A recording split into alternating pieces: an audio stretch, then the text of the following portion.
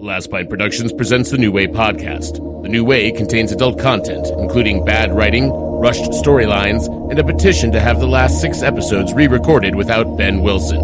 Listener discretion is advised. I started watching Game of Thrones. Yes, Paladin Butters. Are you enjoying it? Well, it's pretty good, I guess. But have you ever noticed that almost every time they show a guy's wiener, that guy's character is gay?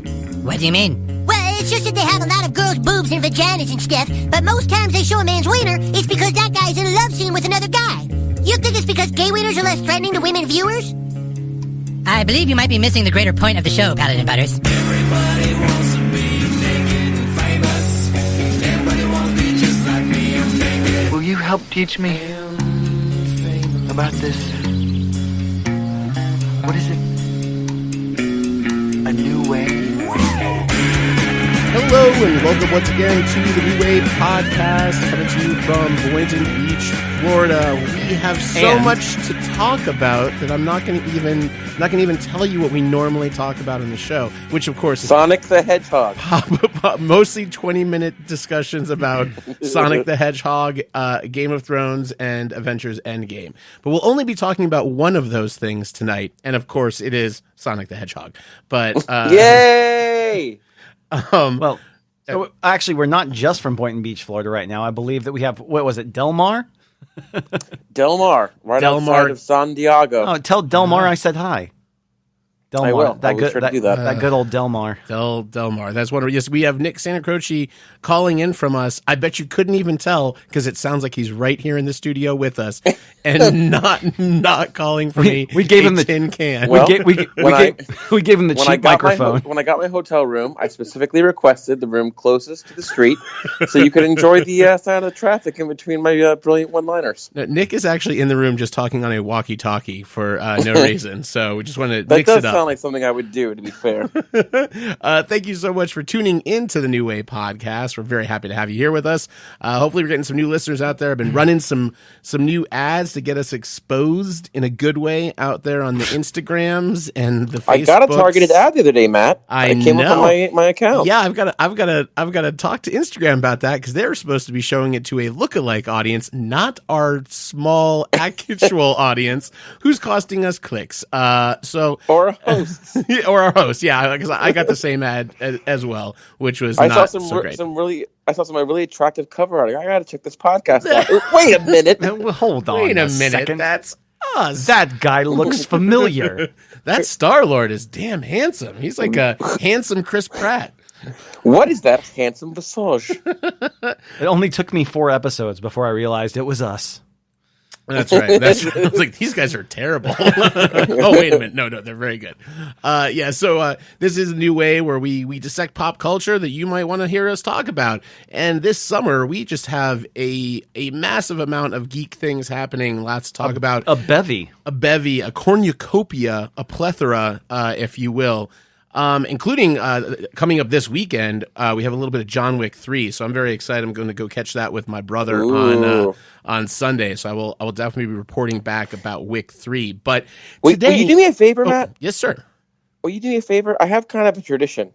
The first time I saw John Wick in a dollar theater, you killed a dog first. Well, no, of course not. I did sneak in some little mini rum chadas. And for some reason, I will now always associate rum chata with John Wick, and I can't explain how well that combination goes together until you just try it for yourself. So can I ask a very dumb question? I don't know what a rum chata is. Oh, buddy, neither do I. Horchata with rum in it. What is horchata? I know I've heard of horchata, but I don't know what it is. Sweet rice milk. It's not good for you. Ever been to a quinceañera? Oh no, not since I was 16. We'll bring back good memories. Thankfully, I was at a quinceañera yesterday. Really? No. No. Do they have horchata at quinceañeras, or was that racist? I don't know. Matt has been court ordered to stay more than 100 yards away from any quinceañera. I actually wandered into it, and I was told I was not allowed to be there by penalty of law. I will try to track one of these down for you. If I cannot find it, I will I will sneak in some other thing, and I will write horchata or whatever rum horchata on it. I thought you were just saying rum shot, but making it funny by saying rum shot. Rum shaker. Rum shot. The Rumspringer. A shot of rum. Oh Lord. So we are going to do something a little bit different in this week's podcast, in that we are going to focus entirely on television from beginning to end, mainly because we are, of course, going to start in a moment with Game of Thrones, but I want to get to something just before that. But we really wanted to, part of how Ben and I started writing together was writing a TV pilot, and Nick has actually worked in the television industry in Los Angeles. So we have a pretty good amount of information to kind of talk about, and it's a really fascinating and scary time right now for television and for people writing in television. I think we've hit kind of an apex of that with Game of Thrones. I want to get to it. But there was a finale this week that delivered 110% on the series that that was leading up to it, and that was Veep. And if you haven't watched Veep, I highly recommend it. I would not recommend necessarily binging it. It is a very specific style of rapid form, almost insult comedy. And it can get a little bit. It can wear on you. It's abrasive. But Jeff Ross binged it, but that was the only person that's who could handle it. And he barely made it through. For me, it was the same reason why you don't want to binge Always Sunny in Philadelphia. Like I would get very, very just like burn out after 2 episodes of Always Sunny, as much as I like the show. Yeah, and so but it's the same sort of thing. It's there's only so much. Such a level of like idiocy and meanness that I can that I can absorb in a short amount of time. That literally could have been the subtitle of that show, Idiocy and Meanness. But Julia Louis-Dreyfus, I mean, she's won a couple of Emmys for this show already. She will win. She will 100% will win again. And I will play it's her final insult she delivers. Not necessarily really not at the end of the episode. It's towards kind of the middle end. There's a lot that's going on in this episode. But I will say that this is a finale that delivered so much on the promise of what it started as, and it was a dark, sad ending. It legitimately, you realize as you're getting towards the end of it, that these characters are almost all of them uniformly terrible human beings, and even the ones who aren't are going to suffer. And it was Game of Thrones-esque, like, just terrible things being heaped on them. But Julia Louis-Dreyfus has this one moment with Rhea Seaborn, who's from Better Call Saul, if you're watching that show. She appeared for a couple episodes on Veep, as have like 1,000 other actors that come in for a day or 2 days or whatever on it. But she's trying to basically kind of gaslight this lady into leaving. She's sleeping with an opposing candidate that Julia Louis-Dreyfus' characters also had a relationship. And she delivers. They literally, and I read about the writers' room on this. They said it had to be the meanest, most depraved. It was literally building up. All of Selena is building up to this moment, and it is dark. This is not necessarily a funny speech, but it is amazing. I'm gonna play it for you right here. Can't say I blame you. I mean, that nutmeg state, indefinable, really turns my hydrant on. The only difference is that I was the most exciting conquest of his life, and you just had the motel room closest to the ice machine. I don't know what you're talking about, because really? I am the senator's chief of staff. Yeah, for now. But trust me, he will never see you as anything other than the TGI Fridays hostess on Proactive, who lets him bend you over his desk while you close your eyes to avoid coming face to face with that frame photo of his family's trip to Aspen, while he drowns your Little Mermaid back tat in a pool of jizz and admires his own reflection. Jesus. I just hate to see smart women throw away their political careers on powerful men who only see them as the gash of least resistance.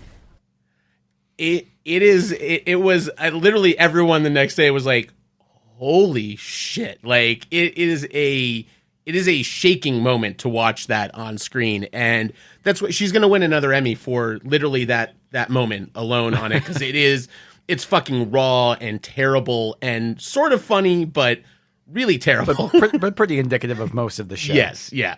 And most of those guys' MO too, the creators. And it's funny that aired about an hour after what may be the most polarizing geek moment on television since the Lost finale. Maybe we haven't seen the finale of the fucking show yet. I'm saying up to this point right now, the last episode of Game of Thrones is easily the most polarizing of any of the episodes of Game of Thrones. I think it rivals the Lost finale. That's perfectly legitimate to say. There's no reason for it to be the most polarizing, and the reason why this season's polarizing is just because it's the last season and people want it to be polarizing. It's not really all that different from the rest of the show at this point. Now, well, so it sounds like Ben is hard disagree. I've changed teams. All right, so let's hear. Teams. I wanted to hear you. Let's hear Nick, because I'm probably somewhere in between you two right now. Yeah. Well, I think that no matter what season you're looking at, Game of Thrones, it's always been really well directed for the most part. Season 5. Do you know who's directing the season finale? No. Is it Nutter? It's D&D. Oh, they're doing the direction. That's fine. The showrunners who have just ran this into the ground. Now, you might be asking yourself, wow, Nick, weren't you just saying last episode that all the important decisions they made, and that's really all that matters? Yes, I did say that. And then I was influenced, as I want to do, by online blogs and especially give a shout out to r/freefolk, a subreddit that has almost single-handedly ruined all of Game of Thrones since they went off the source material. And basically, I still stand by this. I am still as into Game of Thrones as I've always been. I still, to a degree, even enjoy it as much as I used to.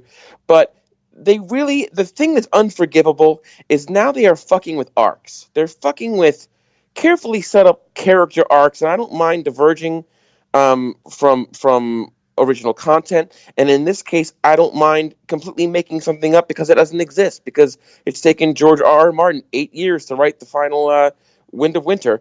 But the thing that killed me in this last episode, otherwise great episode, was specifically the spoiler alert. Oh, yes. Sorry, we should tell everyone, yes, if you have not watched the second to last episode of Game of Thrones, this will be airing the night of the finale of Game of Thrones, so you better have watched this episode. Jaime and Cersei are dead. And in a terrible fucking, in the worst possible fucking way. To me, people were upset at how fast this season has gone. And I've read that Benioff and Weiss got the option for a 10-episode season and turned it down. We can wrap it up in 6. And that whole war is waged in one episode. The Night King's dead. Everyone goes berserk. Where's the pacing? Where's the setup? This all feels so rushed. Now all of a sudden, Cersei is the big bad again. They hated that. So they make Cersei the big bad, and then she's gone in the flash with nothing. You may have seen the meme. Lena Headey made all this money this season to stand in a window on a tower drinking a glass of wine. She is maybe the most despicable character in all of Game of Thrones. And the way they wrote her out, we are supposed to feel sorry for her. And now we're supposed to hate Dany? A transformation while I knew was coming and it needed to happen, and I agree with where she ended up, it's completely rushed. They are fucking with Jaime's redemption arc.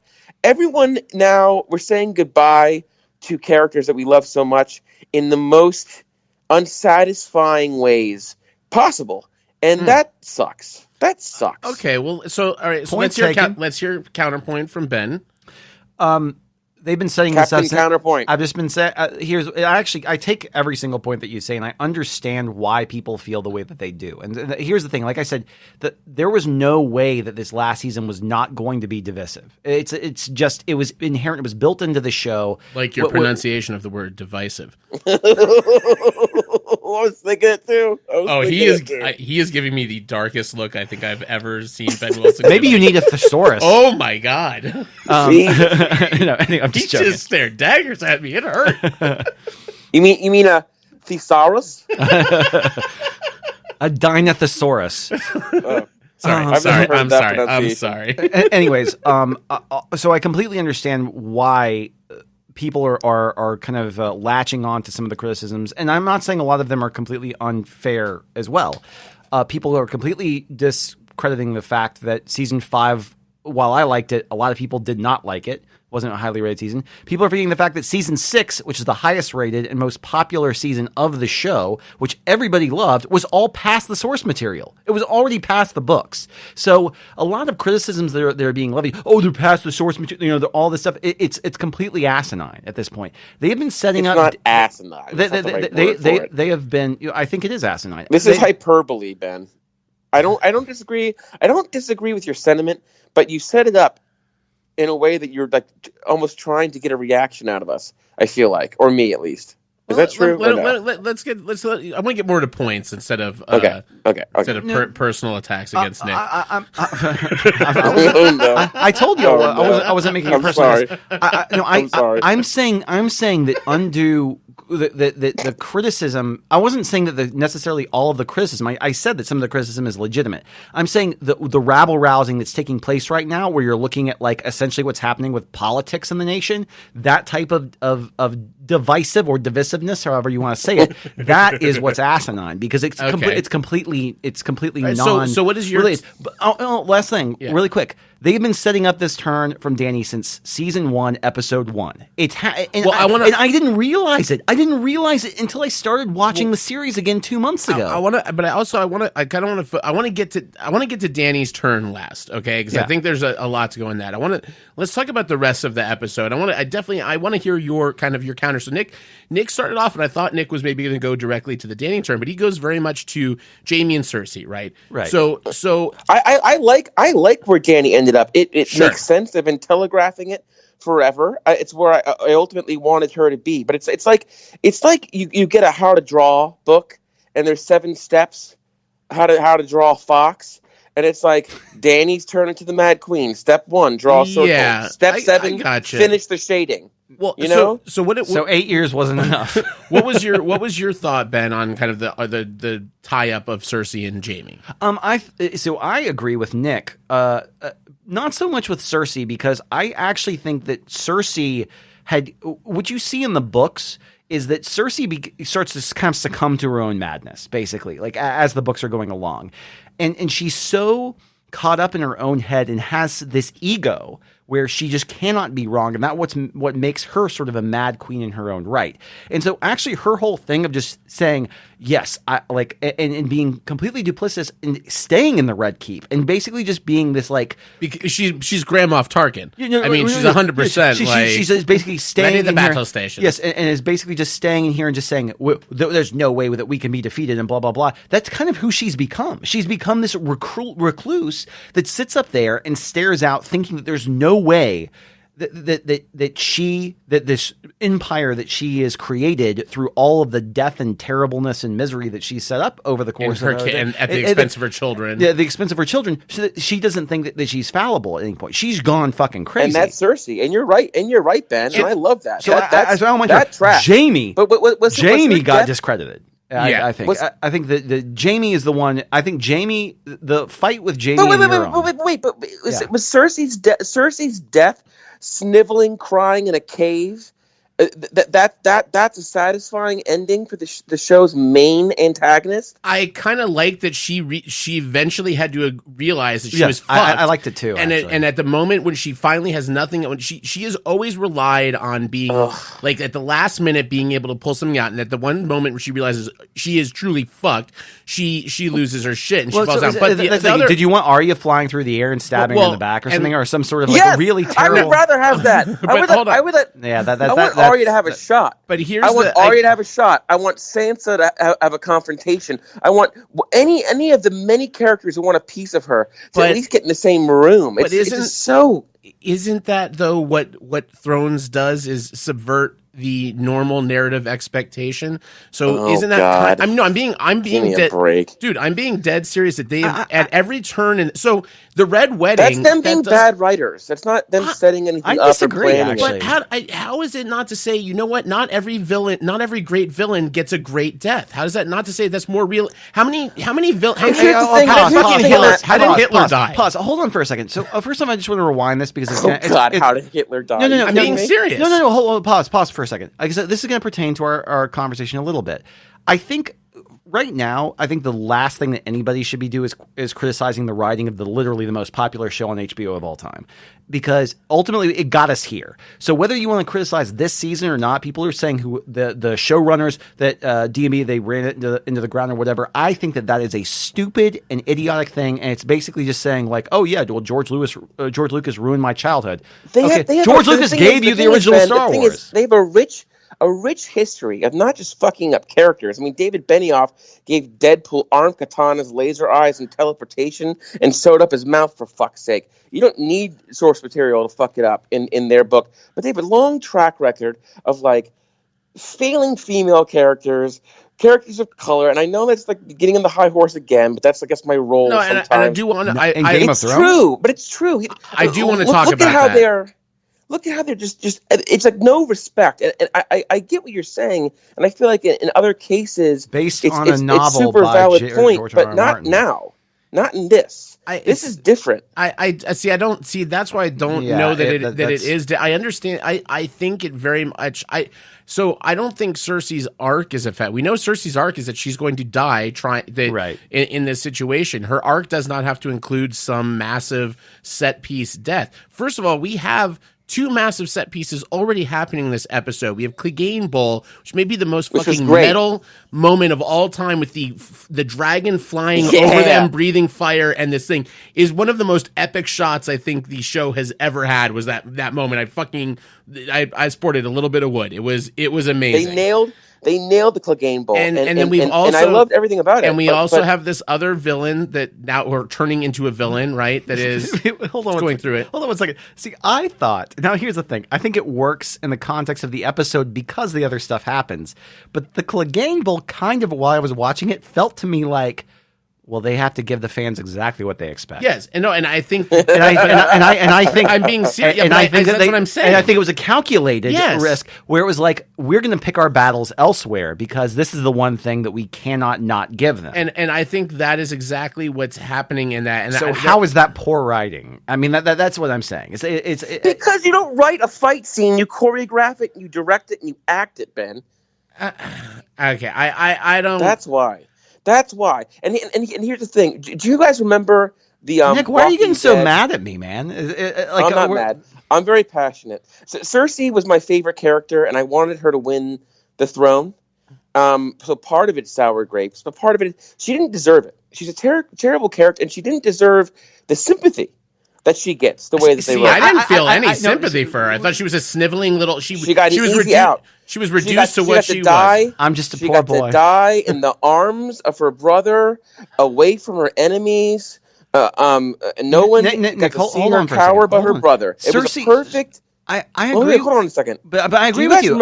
I love Cersei. I agree with you. I agree that Cersei is one of the best characters in the show. She's also one of the most layered and one of the characters who had the most screen time in the show. I think that setting her up the way that a Walder Frey or that somebody else like this tertiary villain is going to die, where it's going to be this fan servicey moment where something I think that's a disservice to the character. I think allowing them to have a quiet character moment is actually more important. Well, and I think, in my opinion, and for what? So hold on. So let's important all right, everyone, let's all take a breath just for half I'm a second. Fine. I'm just Nick's the one who's got a little hot and heavy. Everyone, just calm for just a second. So, I think part of what this is, and part of and what this episode is going to be about for us to discuss, is that people do not agree on writing, and I will side with Ben. I will side with Ben. Listen to me for a second, Nick. I'm going to side with Ben for half a second. Is I don't think when you disagree with the direction something goes as writing, you instantly can say it's terrible writing, because Ben has an opinion that this moment works for him, and you have an opinion the moment doesn't work for you. That doesn't mean that it's bad. It doesn't mean that Dany's turn is bad writing because you disagree with the choice that the writers made with that character. It means that you disagree with the choice they made. You wanted it to go a different way. You thought another way would be more satisfying. Sure. But this is the main bad guy. This is the second to last episode. I thought the White Walker. I thought the Night King was the main bad guy. Well, that's part of the problem before with the the writing season too. start. But again, that's part of the problem with the writing too. It's very clear they set out a path, but I don't see. I don't. Again, saying that's a problem with the writing is where I do disagree. Hold on, again, you're just saying you're more passionate about Game of Thrones as you always have been. You've done odes to it. You have a side project, like online viral thing. Sons of Mem, everybody go check it out on YouTube. That is dedicated to it. Not enough women. Yet all you're talking about is the bad writing from the inception of the show. I mean, based off of source material. No, so hold on. So why is the show poorly written this season? Okay. Fine, we want to make that choice. But like I said, I'm in the midst of a rewatch right now, and I'm actually kind of stunned at how much stuff is relevant that's taking place in season 3, 4, and early in 5 that's actually coming to play into now. If anything, I think it's probably one of the more competently written shows I've ever watched on TV, and that's including understanding the fact that people are going to be critical of things that are rushed and bad character turns, and nobody's going to like the way that everything turns out. Nobody's going to like everything that happens in this show. It was never designed to be a show like that. I also agree with that, but let me ask you one other question. Do you think that this season would have been better as 10 episodes? We drag out the fight a little bit. We see the Night King really kind of taking over and winning. Not just a single episode to serve the Battle of Winterfell, but we set that up a little more. We set up what's going on with Cersei and King's Landing a little more. We fleshed it out. Do you think that they needed 6 hour-and-a-half episodes to cram in all this shit? That's a better option. And they're having the exact same runtime of a 10 episode season. No, hold on. So I want to. This was a question I actually posed the exact same question on my list here, and I actually went one more than that, Nick, and said, could the last 2 seasons have benefited from a total of 6 episodes between the two of them, right? To add 3 to each of the seasons, right? And here's my take on it, right? HBO wants more Thrones, but they can't afford more Thrones with this cast and with these people. Exactly. To say that this episode count has anything to do with the director's vision is bullshit. It's absolutely The Sopranos, bullshit. they dragged out. Horseshit. In fact, it does the opposite of what most shows in the history of all of television have done, which is where they add padding and filler to stretch and stretch and stretch so they can say, we're going to have Game of Thrones well into 2020, 2021. I think this absolutely came down to a budget and a contract issue that HBO didn't want to budge on. Now, that means that these guys, yes, are writing with a bit of a handicap to say season, because last season flew way fast. I thought they got through I loved it. It was super exhilarating, but everyone just seems to travel 100%. Through time now from the last 2 seasons of just getting places and things that used to be big issues. It's fine, right? I understand they have to cut those corners. But yeah, I think it would have benefited from a little more breathing room, but there's a problem with the breathing room also that is not only based on budget. And here's where I think the biggest issue has happened in the show from especially people that are concerned about the writing or critical of the writing. I believe that you're moving these chess pieces all over the board with all of these different characters, right? We're following a massive number of characters in this show, more than maybe any other show really running on television. I don't know another show that has as sprawling a cast as we have with this show right now. And there's a problem that when you move certain chess pieces to certain locations, they are set for the finale, right? So Sansa, once Sansa is at Winterfell, she is there. She is ready for the final bit of her arc. Once Sam gets to a certain place, he's ready for his final bit of the arc. I think there are great character development moments that could have happened through extra episodes, but I think we would have seen even more questionable writing, as nice as I could put that, of characters that are already where they need to be, and now we've had to add some business for them so that they have something to do for this extra runtime that we've got. And I think that's the biggest hurdle for them to get. Are you still there, Nick, by the way? I'm letting you talk. Okay, yeah, I just want to make sure. I just want to make sure I hadn't lost you. Sorry, but yeah, I don't talk over you. No, you were very, very kind about that. But yeah, I think that was a thing that I really thought a long, hard time about, is that I would have liked some breathing room in these episodes. Sure. I think there was almost no way for them to do that, and they are doing the best they can with it. So let's move on from kind of these 2 areas we're talking about, because we really need to talk about Dany's turn in the episode, which really is. Wait, can I just get back to one quick thing? Yeah, absolutely. Sure. Do you remember in The Walking Dead when the writers lost me? The exact moment they lost me, Matt. Was that with Glenn's death? Glenn's right? death? Yeah, the Glenn Psych The Out. Psych Out. Yes. Right. Well, Where yeah, he's in that's the what I mean. bottom but of a pile of walkers and somehow miraculously survives a couple episodes later, that's what lost me. That's what lost me. It was so bad and so insulting. Unfortunately, I never thought the Walking Dead was pretty bad for like the 2 seasons before that. But this is true. I think all of us lost interest at some point around that. there is no comparison between the writers of Walking Dead and Game of Thrones, no matter how much I put D&D on the railroad. But that was the moment that lost me, and now I'm like crossing my fucking fingers for a Glenn moment with Cersei. Can I just pitch you? Can I pitch you my retcon? Yes, because I have a retcon too. So yes, they go back. We find out that at the last minute, Cersei grabs dying Jaime, falls down, uses his body as a shield. He is slowly pummeled with bricks as she stares, eyes locked on him, as her brother lover is slowly bludgeoned, finished off by the bricks. Lover, you're my brother lover. We can be each other's lovers. Let's make a love. I think you may have the same ending as me.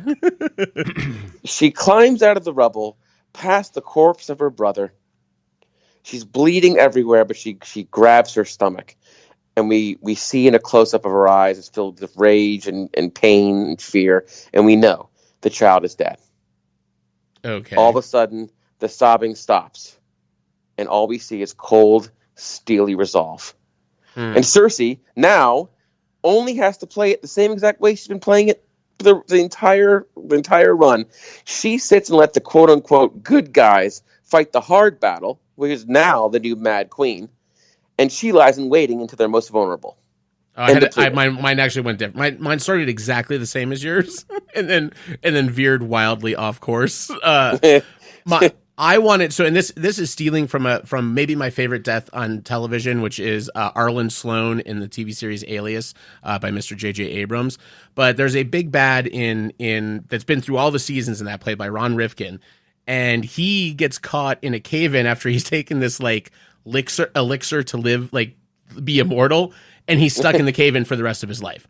And he's just stuck down there with his own thoughts, never able to escape, just very forced Rod to live. Sterling ending. Very, very Twilight Zone. That's what I actually, in my end for Cersei, is that she watches Jaime die in front of her eyes on top of her, and then it's just her, alone in the dark, alive, left to starve and die over a long, slow period for her.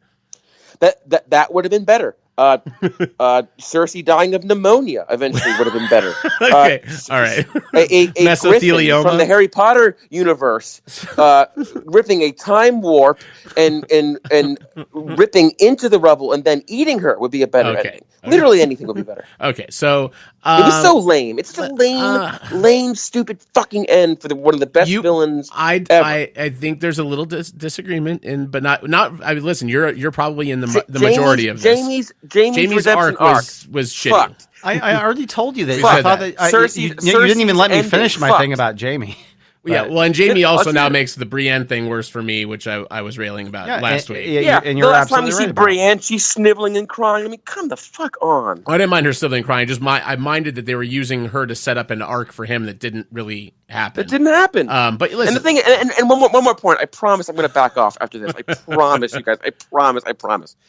I think that D&D are good writers in the sense that they can write a scene, they can write dialogue. They're good writers, but as you guys know, when you were creating Dream Writers, you don't just write the script. It feels like they write the script and then they revise the script. They revise it, and then they forget about it. There's a famous line where, after the episode, after the bullshit surprise sneak attack storyline with Greyjoy's fleet, he says to the camera, deadpan, Dany kind of forgot about the Golden Fleet, but they haven't forgotten about her. Forgot? It was like her main singular focus was to burn their fleet with fire. She didn't forget. They seem to write a script and just revise it, and things get lost. They don't outline they may have paid off some things, but in the past couple of seasons, they've gotten wildly off of that planning. Yeah, and they've gone against setup. They've gone against. Yeah. Okay. There's two things to talk about, and I want to let's dive this into Danny's turn here. So there's one thing that we're also very much discounting right now in this discussion, which is we don't know exactly how much shit George R.R. Martin fed to them for these arcs when he talked to them originally about the show.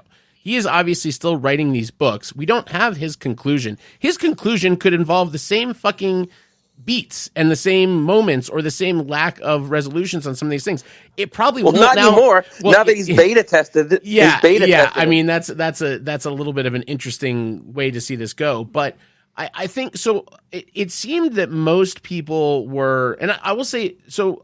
I was okay with Cersei, and to an extent, I mean, I didn't like Jaime's end, but I liked him fighting Euron. I actually really liked that scene. I seem to be in a minority in that one, but I fucking loved Euron literally like grasping at the last straw of trying to believe that he's the one that killed Jaime Lannister.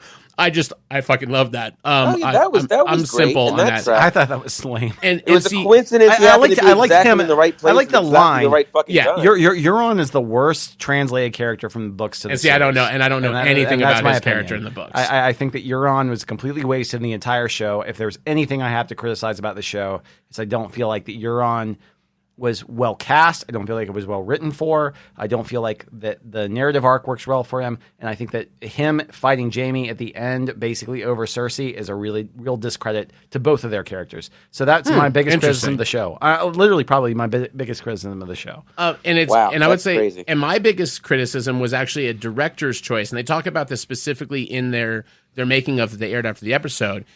That Arya's journey was supposed to be one full long take. She was supposed to that was all supposed to happen in real time, following her through the entire thing. Yeah. They decided in the end to edit around that and cross-cut it with Clegane Bull and with more of Dany's stuff.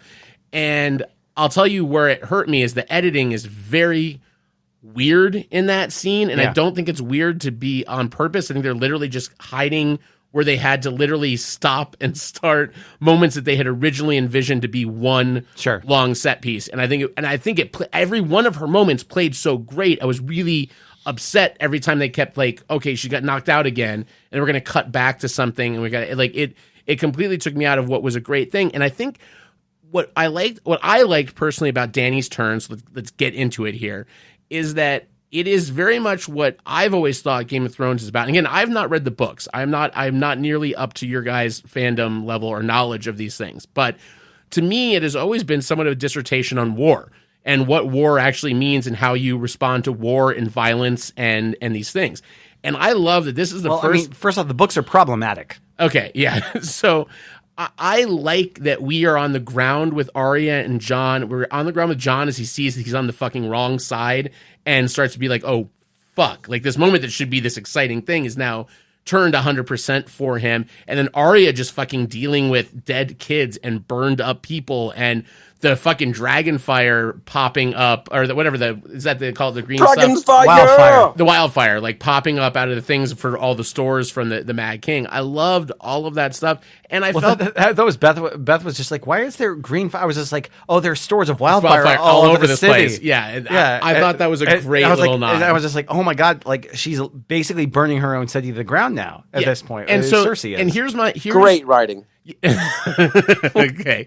All right, Nick. Great callback. So here's my defense of the writing for Dany's change, although it does seem that we're all actually probably on the same page of this, but a lot of people aren't on board with this. But here are the moments I felt that made her change seem right. First of all, she's at King's Landing looking at the place where she was exiled from as a kid and where her dad was murdered. And this is the first time, right, that she's been back to this place. She's never been there. She's never seen this place. So there's that, just the fucking like, oh shit, that's where all of this started for me. Everything started in that fucking building there, and like this is I'm coming back to this place. Happened there at King's Landing. I mean, it wasn't just the Red Keep; it was that city, that whole place. And then she's lost all of her advisors have shown any smarts or loyalty. Like we can say she still has Tyrion and Jon, but they've both betrayed her in the same episode, basically, and fed into her fear. She's lost Jorah. She's lost her two kids, which I call them her dragons. She lost her two kids. She's a crazy cat lady. Those are her kids. That's how it works.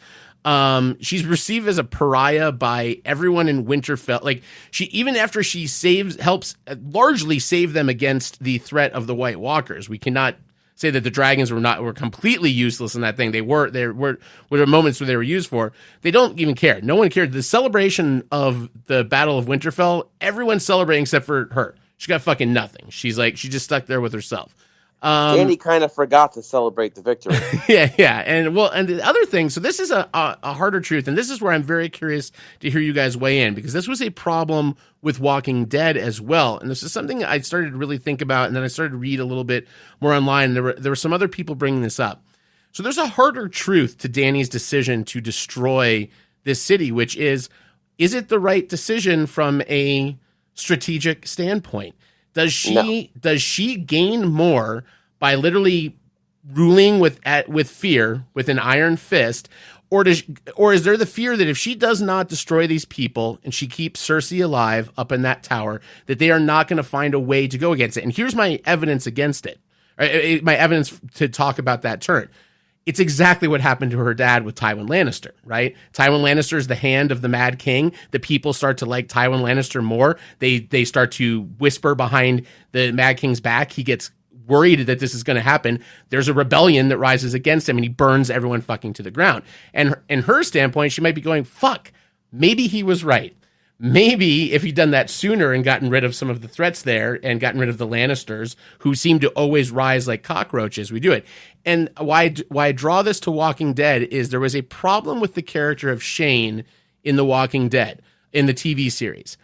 Shane has the only correct viewpoint on what to do to survive in that world.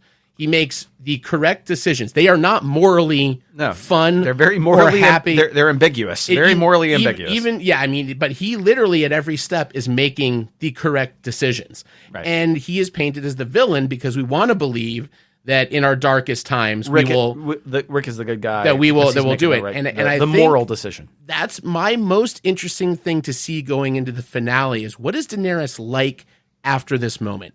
I want to know where she goes from here. And that to me will honestly paint the majority of how I feel about how they wrote this. Because we talk about these turns happening so quick and people say things, it's not satisfying the way things turn and all stuff. Yet everyone loves Vader's redemption in Jedi, which happens in approximately 4 seconds after he's killed planets of people and literally watch his son kind of get electrocuted for like 10 seconds and decides he's a good guy. Hey, that will work out great because Benioff and Weiss are doing Star Wars now. So great, they can ruin that shit too. Well, all right. But so that's my thing, and I will say the parts that are not earned for me on this is that I am not a female writer, and there is a major lack of female writers in the Game of Thrones writing room. Literally, not a female writer since 2013, not a female director since 2014. That's 5 to 6 years they have not had a female influence. By the way, through popular years of the show. And that's indefensible from a production standpoint, for sure. However, I will go back and hearken at least upon Nick's thing of saying that none of the female characters are treated correctly, which I would say is not indicative of at least the writing, because they have actually tried to empower female characters more than the books did. The books only had women, beside from Daenerys, who was raped for the first book and a half, basically, or until whatever. I would say that but at least he wasn't a little bird anymore. I would say that the first 2 Game of Thrones books are so misogynistic, and that the show did a pretty good job of at least trying to draw back on some of that shit. Well, and I will say that, like, and this is hard. Look, this is hard for me to defend because it does affect me when I read things, when I read from women saying like, we have no representation on this, how, and it's hard to argue against that fact. And I've tried to a little bit to say, kind of break these things down. But one of the main things that I look at is I look at the character Ned Stark. Because a lot of things have been blamed this season on Missandei's death being just done as this catalyst for whatever. Born into chains, liberated, dying in chains for nothing. Did nothing to the story. She was a catalyst for another character, for a female character. But I look at the same way I look at Ned Stark. What is Ned Stark's purpose in the show other than to catalyze all of the events of the show? Ned Stark is a good person. He is one of the true good guys in the show, and we are rooting for him, and he is killed unceremoniously. Well, actually, ceremoniously, I would say. And he sets into motion the entire. Ned Stark's role is nothing other than to further the plot. And ironically, though, he's not as good of a guy as everyone would like to think you.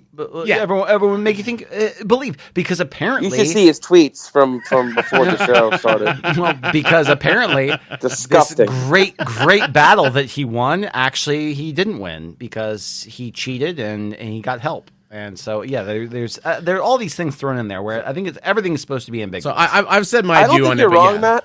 I don't think you're wrong, but I think that more importantly, it sets up the theme that I hope that it sticks with, which is good guys finish last in the Game of Thrones. Yeah. And that's why if milk with toast, John.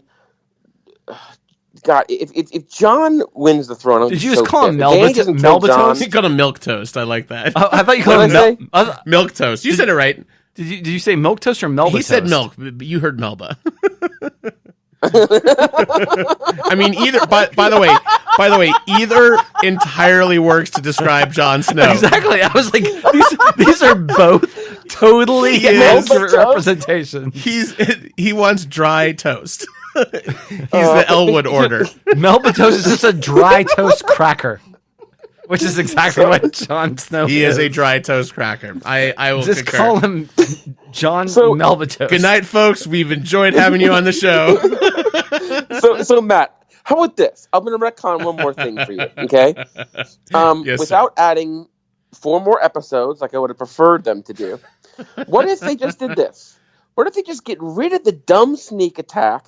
I mean, the dragons are described as basically invincible while in the air, a full-grown dragon. Only one has been felled, and it was a 1 in a million shot, okay?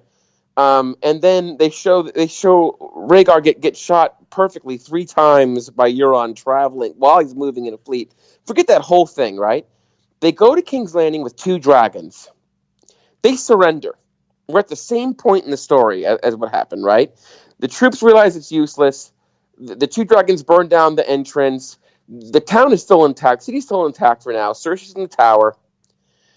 And right as Cersei surrenders, they take a cheap shot with 1 scorpion that they missed, killing Rhaegal. Then Dany snaps. That's what makes Dany snap. Not ignoring a bell from innocence. I mean, the bell rang.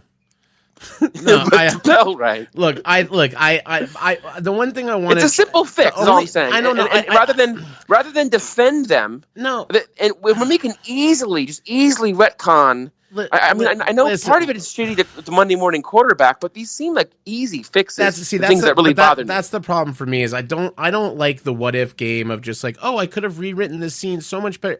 Anyone out there can rewrite anything and make it better. Even things you love and you think are perfect, someone can rewrite in a way that they think is better and they can do it. I don't like the Monday morning armchair quarterbacking stuff. I don't think it's fair to what's going on. First of all, to also blame everything on these 2 guys on it, even though they are the showrunners, there's a fucking room of people writing and spitting out ideas and plotting things out. And listen, the first thing that's done in those writing rooms is plot. I mean, and I can say that from writing even with Ben, is the first thing we did before even an ounce of dialogue was written is to say, where do these characters go? What is their arc? How do they function? What is the purpose of them being here and where they get? All that stuff. And then we pay off the arc. Yeah, or we don't. If it's Game of Thrones does not follow the rule. Has never followed the rules of conventional storytelling, and I think that's something that people really do forget. I don't know if you remember being satisfied. Being Shakespearean is one thing, but don't you think being satisfied is in just the last season? Do you remember something? Do you remember Greg Klein, one of our early super fans? No, he's that guy. He doesn't listen to the show anymore, I don't think. But Greg, fuck Greg Klein.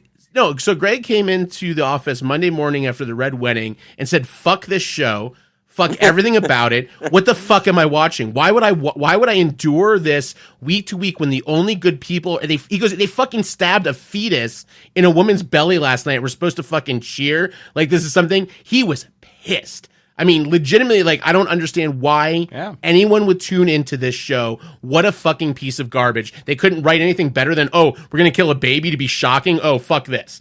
And you know what? Greg Klein has said more offensive things after one beer. This is entirely true, but he's not stabbed any babies that we can prove. So I think there is a... You just hit them with a baseball bat out back on the loading dock. I think people like I think people, when Game of Thrones goes the way they think is fun for them, they laud it and they say this is great and it's groundbreaking to this thing. And when it doesn't, they don't. And I thought Cersei's yes, I would have loved a fucking great comeuppance for Cersei, but that's not how fucking life works a lot of the time. There is not always this moment, this big thing that happens on it. That's my take on it. I guess I fundamentally am on opposite side of the fence with you on that. You know, like what is satisfying in that? That sounds great. It's a great like stump speech.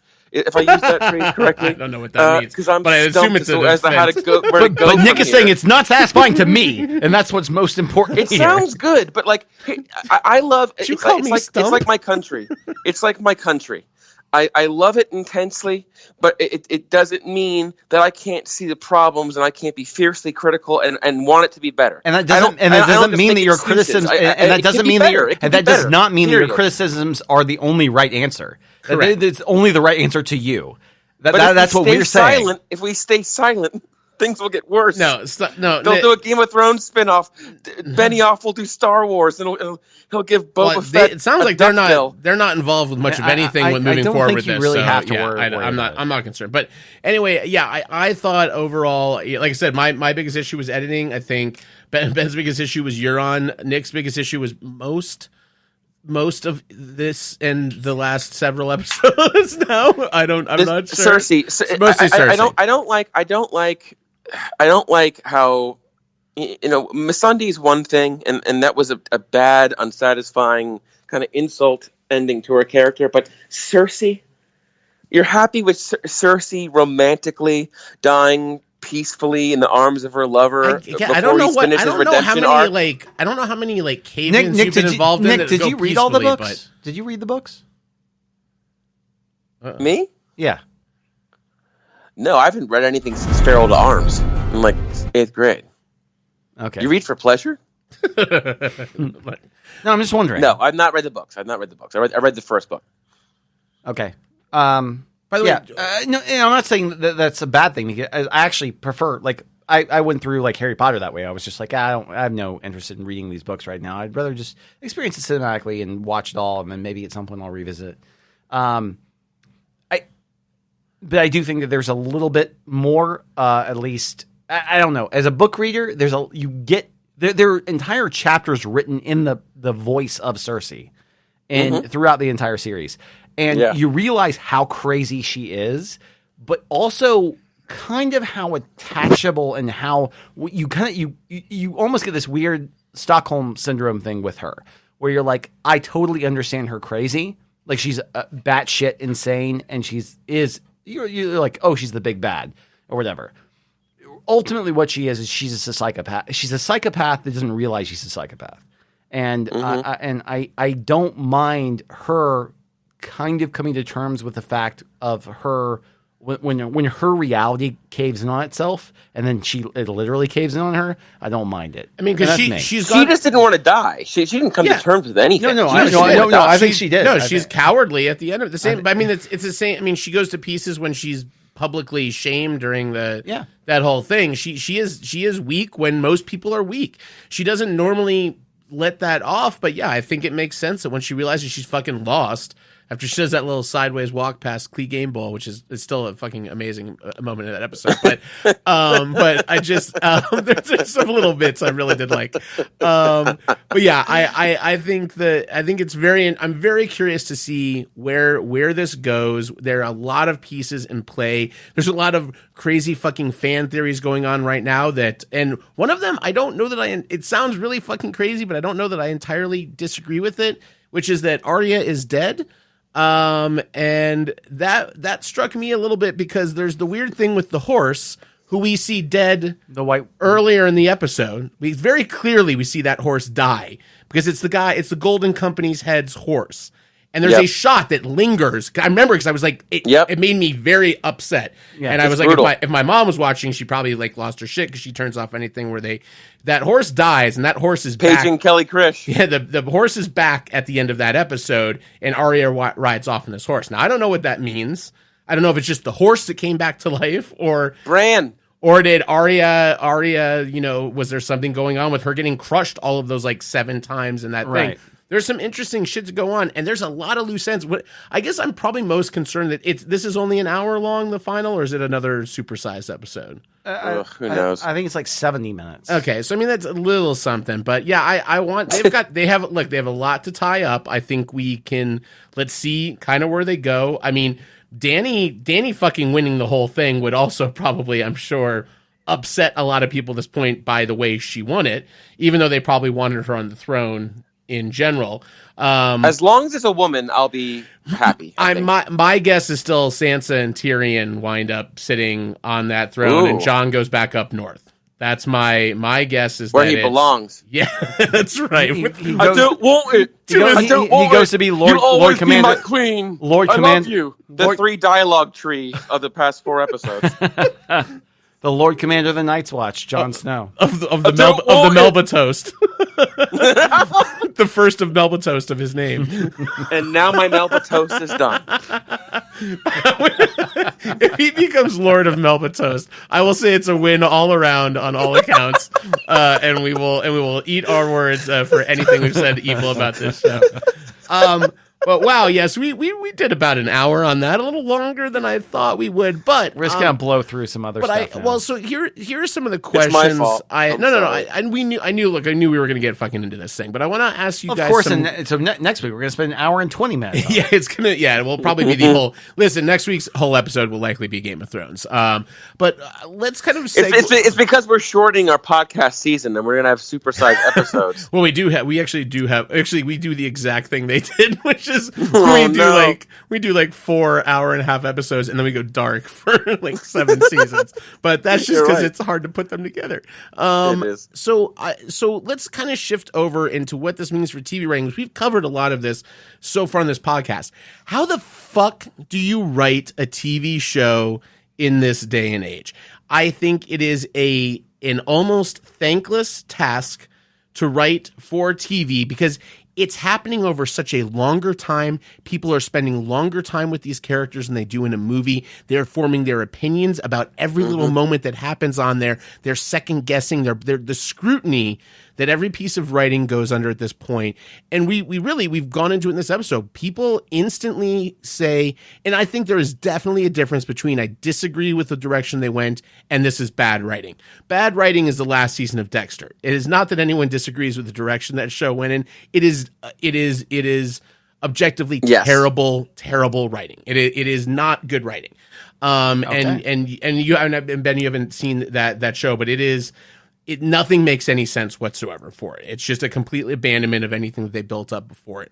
But I think there are other cases, especially like Game of Thrones, I think I'm a little biased, not because I'm a lover of the books or that I'm even, like I said, I'm not the biggest fan in this room even of Game of Thrones, but I've been watching every one of these documentaries after the episode, and fuck if that doesn't color your opinion a little bit to watch what goes in to making these things and into their decision making. Yeah, and I Dany kind of forgot about the biggest threat to her. All right. So Nick, you've been in some writers' rooms. That was actually what I was about to ask, because I was about to say writing has changed so dramatically over the course of the television history. But Nick, you've been privy to at least some form of that, especially on the sitcom side. And in kind of the live format as well. So I would like you to color your experience a little bit on first off, how that occurs, and we can add on, we can kind of, all pile on, do a fun tickle pile on top of that. But Jesus. Well, you don't like tickle piles? I think, and again, I don't think that it is any small feat to wrap up a beloved book series on an arguably even more beloved television series, and it's really hard, and it is more than just the showrunners, obviously.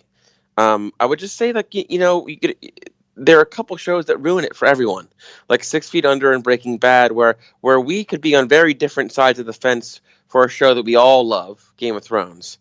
I don't think that we really question any of the setups or the arcs or anything that Vince Gilligan was able to lay out, because the writing is so Hold on good, for a second. it stands out. The writing was pretty heavily criticized in Breaking Bad at multiple points because of certain characters. Yeah, and I mean, especially its treatment of women, and the ending of the show was under scrutiny. There was a lot of scrutiny. There was a about that lot of last scrutiny episode. about that show. This objectively but speaking. when it comes to and look, there, I guess you could say Skylar.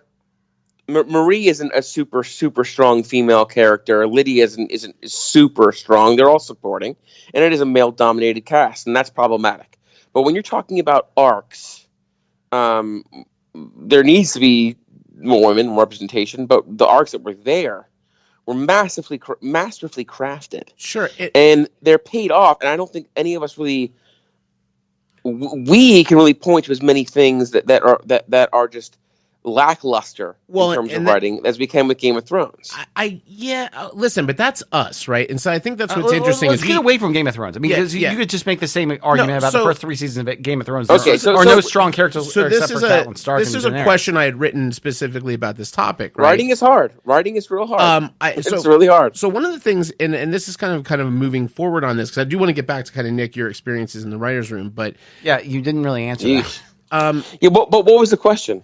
Well, just in general, we were talking about, like, a lot of people don't understand, like, kind of what goes into writing, especially because what we're talking about is, like, you have experience both in the live format and sort of the sitcom format, which are very different beasts. But and then obviously we have, our traditional kind of Hollywood when we get into film, but we're talking about TV right now. But there are so many different formats that exist within TV, and they all have a different writing style in the way that they're all conceptualized and the way that they're all actually written.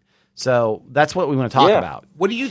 And truthfully, I didn't even really know how it went when I entered the sitcom writers' room, and we basically have 10 writers and a showrunner, and basically everybody comes up with the season episodes, and they aren't planned as well, and they aren't as epic as Game of Thrones normally when you talk about a sitcom, but pretty much you map out the loose season you map out the arc. plot. Sure. Exactly. You map out the plot first.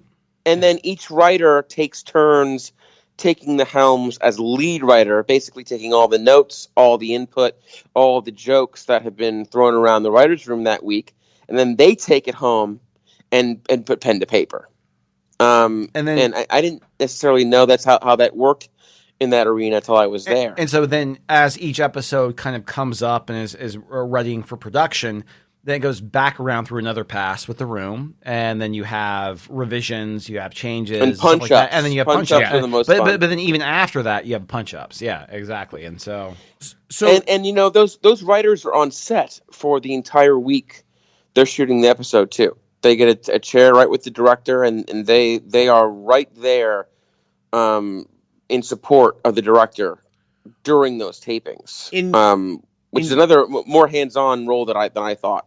In your opinion, what do you think is typically the culprit behind something that maybe is not written well, or what do you think is a pitfall that happens in a writer's room that takes something down? And again, we can't really do this one-to-one to Game of Thrones because it's a different process, especially because they're building sets and stuff. Versus a sitcom, you're really just you can do that pretty close to production. But what did you see firsthand that you felt were kind of missteps or things that could be improved upon?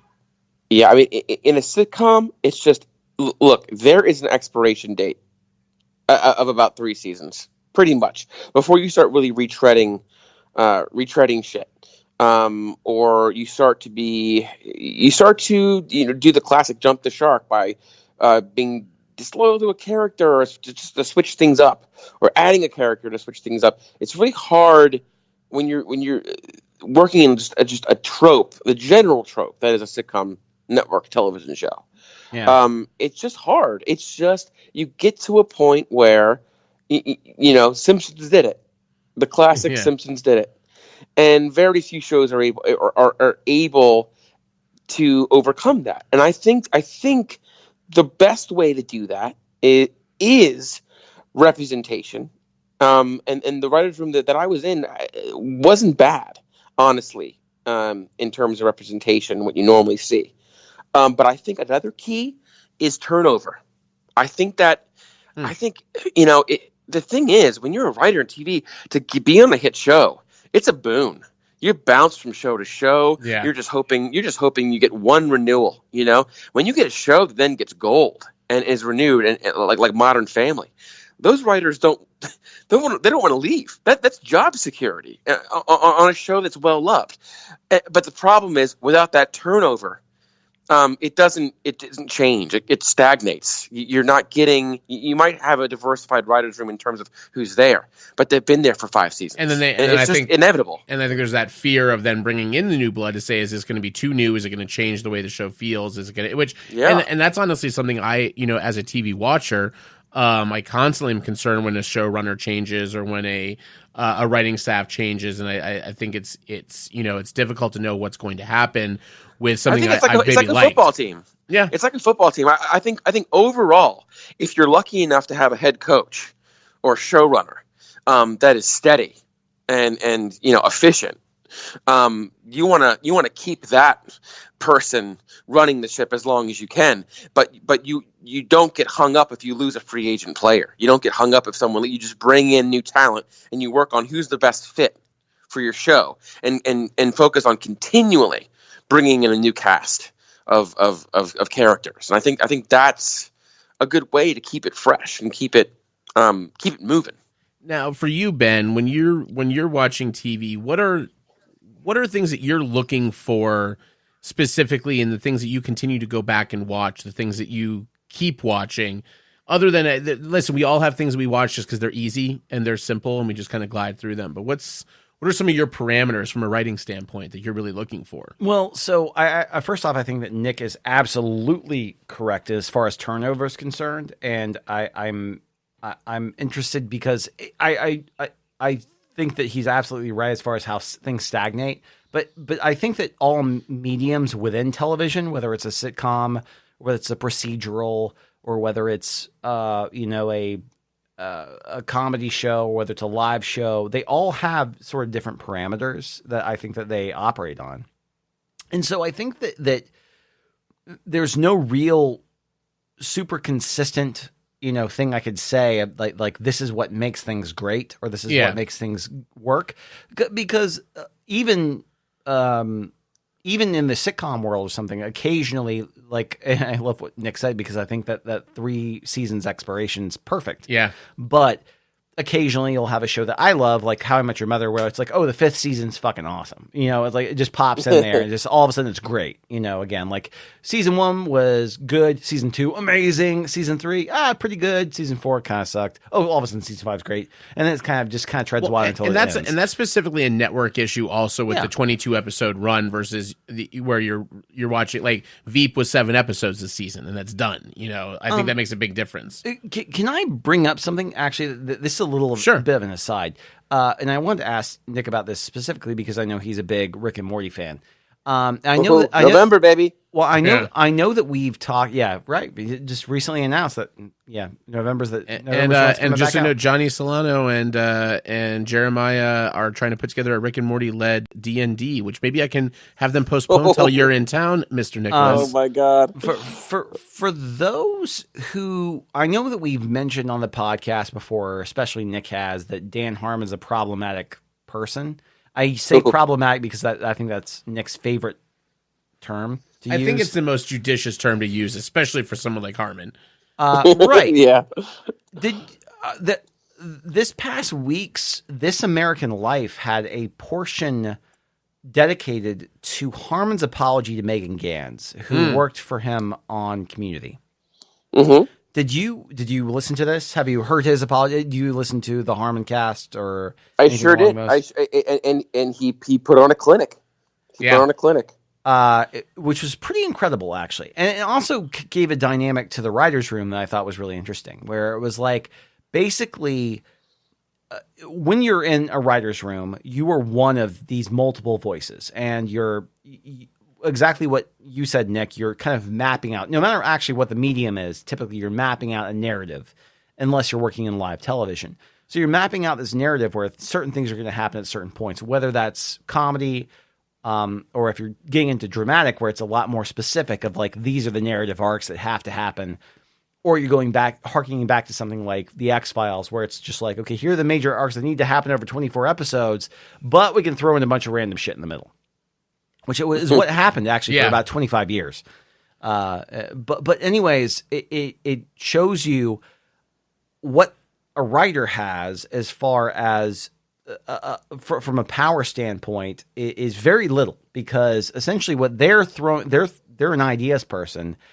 And yet everything kind of has to go back to this showrunner and to the person who is the one who's yay or naying or doing all this other sort of stuff. And for those who aren't aware, Dan Harmon has been the showrunner he was the showrunner on Community. Yep. He's been involved with a bunch of other shows. He one of the minds behind Rick and Morty right now. Yes, one of those guys. He won the Emmy for doing the Oscars that we loved, the Hugh Jackman Oscars, which was just so great. funny. Ultimately a very talented individual, and somebody who I love his sensibilities as far as writing, and he's a hard person to root for because he has a reputation.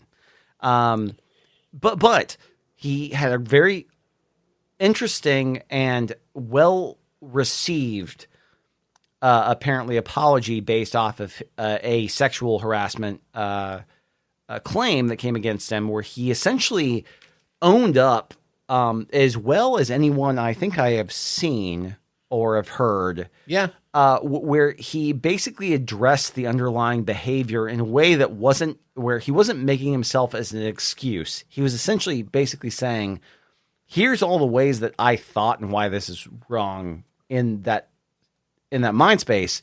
And here's the reason why we have to be different, or why other people should be different, and why I should never be looked up to as a person within the medium because of this. And I found it really affecting. And Megan Gantz was on This American Life and basically saying she listened to it like 3 times straight and was just like, wow. I mean, she's an executive producer on Always Sunny now and stuff like that. She's a successful person. But that was her first writing job, was that she was in this writing room and she was with somebody who was a showrunner and was powerful and was essentially basically putting her into a position of power because he favored her in a way that was not based off of the work that she was doing. And it's a very interesting thing to listen to. It's a very and harass her in various different ways. And you read about a good reception from feminist blogs like the Mary Sue and other outlets. But really all that matters is that that apology got through to Megan. It got her. Yeah, exactly. That's the only thing that matters. Well, and Megan appreciated it. And that's kind of what I had written sort of at the bottom of my our discussion on this, which is fine. I don't think we need to get into a lot of major specifics on some of the stuff we might have. We'll talk about TV again on another episode. Don't worry. But the last 2 questions I had is, one is, how has the culture changed what we're going to see on TV? And the second question is, how many things have we loved do we look at with a little bit of a different? So Nick, you were right. I fucking love Breaking Bad, but any female or minority can tell you why Breaking Bad is a show that completely lets them down on a narrative level on just about every single episode. And that's a good point. And I think there's a lot of that goes on, that sometimes there were times we were watching shows where the internet culture didn't really exist as vocally as it does now.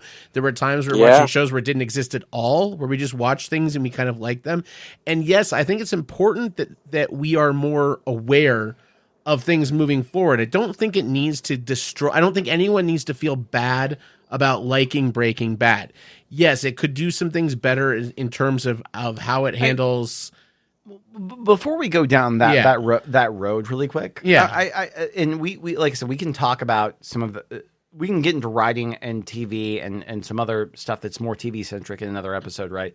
But I'm interested really quick, like, Matt, what's your favorite TV show written? If you're talking about your favorite written TV show of all time, I did. I mean, if we're talking about pure writing, I tend to go for dialogue stuff and thinking of things like Sports Night with Sorkin. I really nice. liked. That's a good one. But then Sports Night. But I will tell you, for me, probably it's a show that's on right now, and it's The Good Place. And and that's just a personal thing because it's my sensibility. You mean Dream Writers? Dream Writers. It's a great the better example Dream of Writers. not just snappy dialogue and concept, but staying fresh and 10 creating arcs and 10 to 12 episodes every season. He jigs and jags every time I think he's going to zig and zag. He goes completely different places that are not expected. That's racist. He solved the enigma of getting stale. I mean, he and look, the fact that show, if that show keeps getting one more season every time, I am so eternally grateful for something like that. But that's just a show for me. From a representation standpoint, it's fucking amazing. It's a female lead, with three minority co-stars, and a result from Ted Danson as the kind of father figure on it. It's a hugely diverse show. They bring new characters in who are also diverse coming into it, so that really there are more people of color and different ethnicities than there are white people on that show. Okay, well, yeah. Nick, I'm going to ask you the same question, but I also like to preface this that understanding that things are a part of their time. Yeah. We don't have 6 feet under. We don't have to preface. I know it's 6 feet under. We don't have to preface anything by saying like I know this one. It's inclusive or like it's part of this. No, but that's part of. But I think that's part of what I do. Another reason you should be able to look at something like Roman Holiday in the 1950s and understand that's a well-written screenplay. One of the reasons I loved Lost is I saw a ton of different diverse people. That's an important part of that. 100%. But there were lots of good shows in the 50s too. I mean, Star Trek was the first show that ever had an interracial kiss. Barney Miller. That was one of my favorite diverse shows. And that sounds like a silly joke I'm making. It's not. Barney Miller's a great diverse show, actually. Did I say Star Wars? I meant Star Trek. You meant Star Trek. You said Star Trek. You were good. Okay. All right, so Nick, tell us 6 feet under. Yeah, it's 6 feet under. Yeah, it is. 100% is my favorite written show from start to finish. Not only did it set up every character, and there are a lot of main characters, and their motivations exactly who they are in a pilot. But their journeys, especially David's when he is mugged and is a shell of a man, and how Keith becomes his strength, and they almost split up.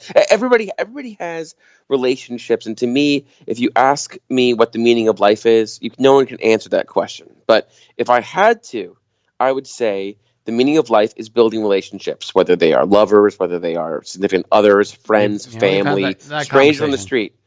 And that is what 6 feet under delivers so well, is that journey of building relationships. And that's why it's so poignant to me and why it's so special. Talk about strong female characters. Oh, yeah. Man. Well, I mean, and then Alan Ball went on to his opus, True Blood, which really, I mean, I think delivered on all of the things he set up. And really empowered all those female characters. Now, what about you, Ben? What's your go-to from a writing standpoint? I was almost kind of setting myself up not to seem like somebody who was non-inclusive, but I think the best written show of all time is MASH. But I think that has more to do with topicality of... It's in the top 10. Yeah. Of morality, of wartime, of understanding... Amazing tone. Of tonality. And being able to juggle something that's super dark and concepts that are very dark with very light, kind of lighthearted humor, and being able to find a marriage of somewhere that kind of floats between the morbid and the kind of I would say either conversational or observational humor. Sure. And it struck a tone I don't think has never really been matched within TV or anything. It's an almost impossible tone to hit. Yes, it's a singularly interesting thing. And it's funny because you look back at, Arkin was a co-writer on a lot of episodes. A lot of the performers actually were co-writers on the episodes, were credited co-writers on a lot of the episodes, which I think is something that happens when you inhabit your characters and you play them for 11 years, that you're able to do that. I think there are other shows that are probably more artful in some way, shape, or form. And I think that there are some that are more inclusive, but MASH is my favorite because I like its tonality. Well, and also good thing that Game of Thrones writers didn't do the finale. Otherwise, Alan Alda would have died in a collapsing tent or something. It would be Radar reading about Cersei's death, but we don't see what happened. Cersei Lannister was last seen in the Red Keep just imagine, as bricks fell about her. Just imagine Alan Alda playing Qyburn. He'd be up there. He was like, Cersei.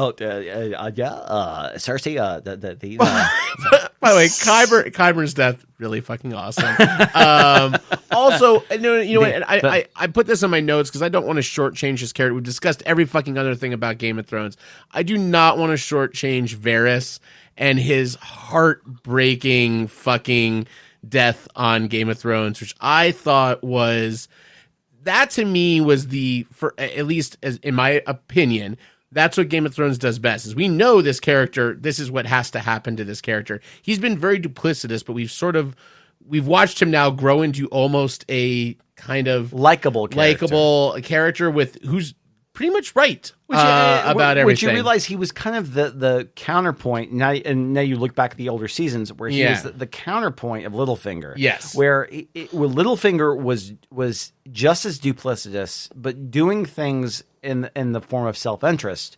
Where Varys was trying to find public ways, servant was trying to find ways to turn those keys to put people in the positions of power that were going to do the best for the realm. He's like, it's always yes. Don't you remember the days when Game of Thrones was a subtle chess match between the spider and Littlefinger? You didn't realize that, though, because the thing is, the spider seemed just as duplicitous and just as dangerous. Listen, we have a lot of Game of Thrones spinoff. I'm still crossing my fingers that Littlefinger Big Spider is going to be done as a flashback series starring Tuesdays at 8 p.m. on TLC. Here's the bump. He takes all of his rings off. He knows what's coming. He walks down there, and Tyrion says, "It was me."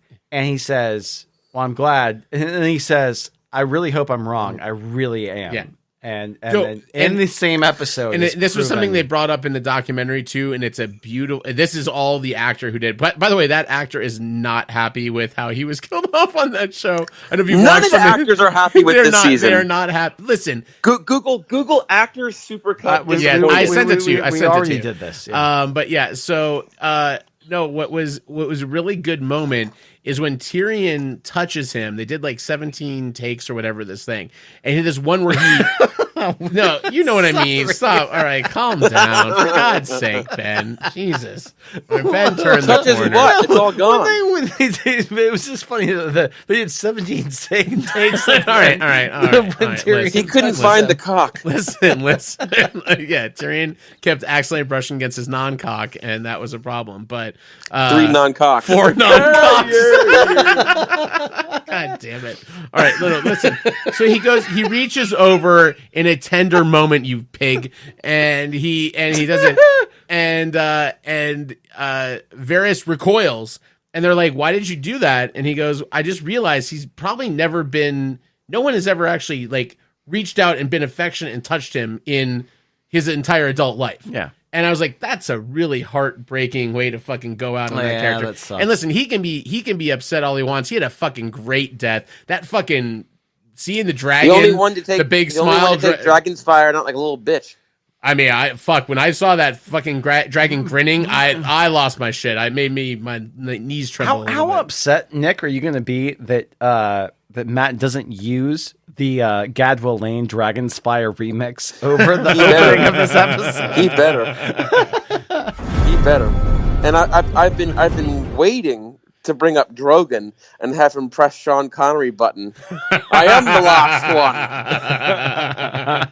one. Listen. I pulled 8 clips, 8 little things for us tonight. We really didn't get to them. I was going to do this when we were talking about the writers' room. How do you write women so well? I think of a man, and I take away reason and accountability. Or my favorite from 30 Rock. I love that we can work while we're on cocaine. This is my favorite cutaway in all of 30 Rock of going to these two guys writing a screenplay in a cabin, and they're just like snorting all this cocaine. Like, I love that we can work on cocaine. But the other one I'll leave you with also from 30 Rock, which maybe has the best writers' room stuff. They had Aaron Sorkin on 30 Rock after his own SNL themed show had failed, Studio 60 and the Sunset Strip, which I fucking love that one season of that show. Me too. But this is a great little bit between him and Liz Lemon. So it's really that bad out there. I mean, you're Aaron Sorkin. Do we just go in a circle? Listen, lady, a gender I write extremely well if the story calls for it. This is serious. We make horse buggies, and the first Model T just rolled into town. We're dinosaurs. We don't need two metaphors. That's bad writing. Not that it matters. I love "Listen, lady, a gender I write well when the story calls for it" is one of the most amazing lines I think I've ever heard. Did you purposely set up an Aaron Sorkin soundbite with a cocaine soundbite? I did not. They're just both from 30 Rock. Subconscious. Okay. Yes. But yeah, I think we covered a little bit of what we want to get to tonight. Look, we got a little bit into We're going to it. get another week of Game of Thrones, kids. Oh, okay. Wait, hold on. Postmates is here. I think my Melba toast is here, guys. I don't want to be your Melba toast. I don't want it.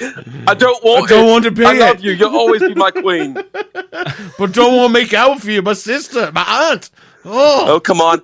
I mean, clearly Don has not been on Pornhub recently because it's all step aunt porn. You think that's a result? I think that's the consequences of a show like Game of Thrones. Is we now influence consequences or benefits. All right. Well, on that note, thank Nick for calling in from the far reaches, from the far west coast of the United States. Listen, guys, Dragonstone. If you're not watching Game of Thrones, we're sorry. We got one more episode.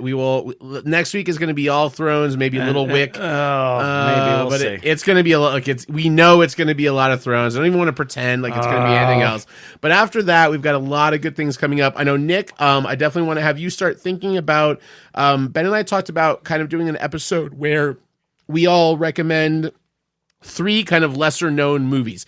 Nothing amazing, nothing great, just things that you don't think people have necessarily, a little bit off the beaten path, people haven't heard of. It's a little like our cold readings, but kind of just want to come in and start talking about some movies that we haven't had a chance to.